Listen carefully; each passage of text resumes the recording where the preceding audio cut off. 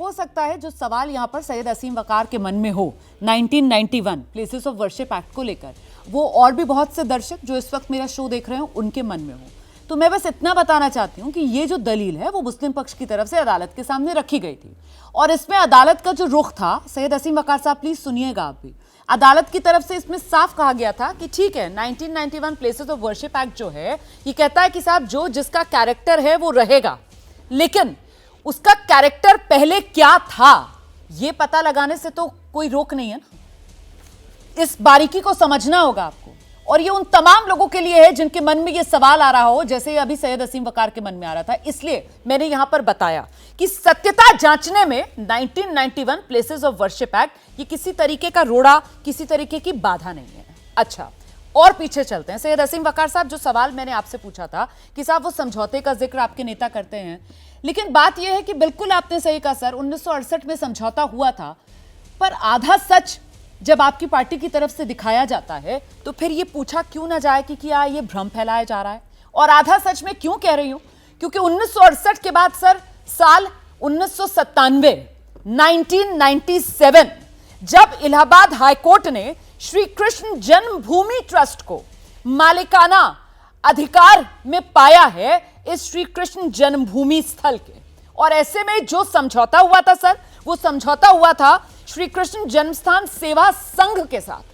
यहां पर भी इस फर्क को समझना होगा सर कि समझौता किसके साथ हुआ था, और समझौता 1968 में हुआ था, जिसके बाद 1997 में मालिकाना हक इलाहाबाद हाईकोर्ट ने श्री कृष्ण जन्मस्थान सेवा संघ के साथ नहीं पाया था, मालिकाना हक श्री कृष्ण जन्मभूमि ट्रस्ट के पास पाया था। जब इस तरीके का आधा सच बताया जाता है महंत जी, तो आपको लगता है क्या इससे भ्रम फैलता है, भ्रांति फैलती है लोगों के मन में, चाहे वो 1991 प्लेसेस ऑफ वर्शिप एक्ट को लेकर हो, चाहे वो समझौते की बात को लेकर हो। महंत जी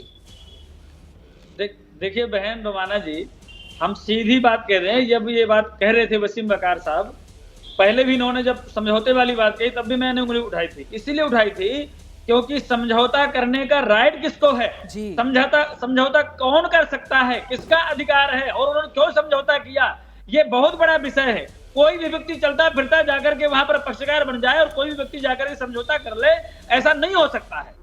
श्री कृष्ण जन्मस्थान 125 करोड़ हिंदुओं की आस्था का विषय है, और उसके जो धर्माचार्य हैं, प्रमुख लोग हैं, उनको बिना बिठाए हुए कोई भी समझौता नहीं हो सकता है। अभी जो राम जन्मभूमि की बात कर रहे थे श्रीमान जी, कि राम जन्मभूमि में जो रिपोर्ट आई कि सर्वे के आधार पर वहां पर जो आर्डर आया, जो मूल आर्डर है, वो आर्डर यही आया कि चूंकि एएसआई की रिपोर्ट में ये सिद्ध होता है कि वहां कभी राम जन्मस्थान था, वहां हिंदू मंदिर था, इसलिए वह रामलला विराजमान को दिया जाता है। ये मूल ऑर्डर है राम जन्मभूमि का। इसलिए यह कहना बिल्कुल गलत है कि वहां पर एएसआई की रिपोर्ट को आधार नहीं बनाया गया। इसीलिए यहां भी एएसआई की रिपोर्ट आनी चाहिए, सर्वे होना चाहिए और निर्णय उसी के अनुसार आना चाहिए। जो बात आप कह रहे हैं, मुझे लगता है हाफिज गुलाम सरवर साहब को आना चाहिए। सर, अयोध्या को लेकर फैसला आ गया, सुप्रीम कोर्ट से आ गया, 2019 में आ गया, और अब तो 22 जनवरी 2024 को वहां पर प्रभु राम के भव्य मंदिर में प्राण प्रतिष्ठा भी होनी है।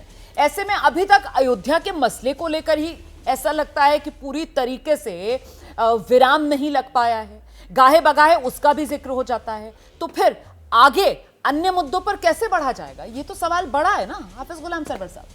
रोमाना जी, बदकिस्मती ये है कि एक शेर बार बार लोग पढ़ते हैं, समझ में कुछ नहीं आता कि छेड़ू दास्तां कैसे, हंसाऊं तो बगावत है, रुलाऊं तो बगावत है। हम लोगों के साथ वैसा ही मामला है। जिस दिन अयोध्या का फैसला आया था उस दिन भी और उसके 2 दिनों 3 दिनों बाद तक मैं बड़ा चर्चे में रहा था सोशल मीडिया पर। मैंने काफ़ी बयान दिया था। मैंने मुल्क के सभी मुस्लिम रहनुमाओं से अपीलें की थी कि आप अब इस चैप्टर को क्लोज ही न कीजिए, बल्कि आप ऐसा कोई बयान न दीजिए जिससे अगला चैप्टर भी खुल जाए।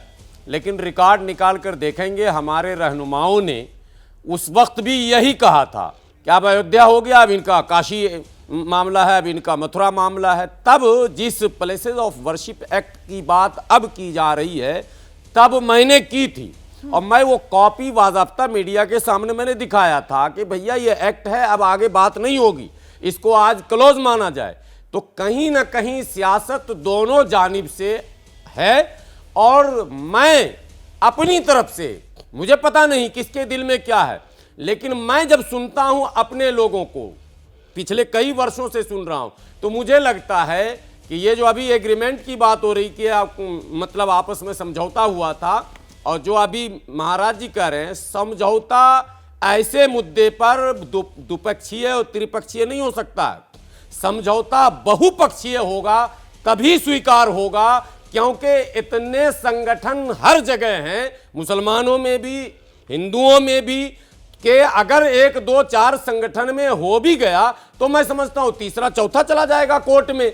बहुपक्षीय समझौता हो, ईमानदारी के साथ हो, तो मसला कोई बड़ा नहीं है। हाँ, मुल्क से बड़ा, समाज से बड़ा, इंसानियत से बड़ा कोई मसला नहीं है। अगर हम हैं तो मस्जिद है, हम हैं तो मंदिर है, जब हम ही नहीं है तो क्या है। इसलिए इंसानियत को बचाना, मुल्क को बचाना, समाज को बचाना, ये पहली कोशिश होनी चाहिए उन लोगों की जो इस समाज की रहनुमाई का दम भरते हैं। बिल्कुल।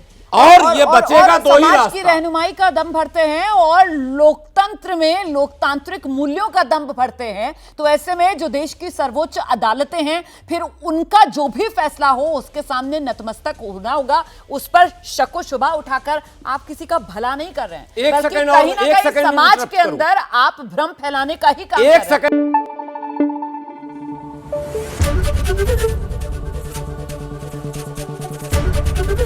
एबीपी न्यूज आपको रखे आगे।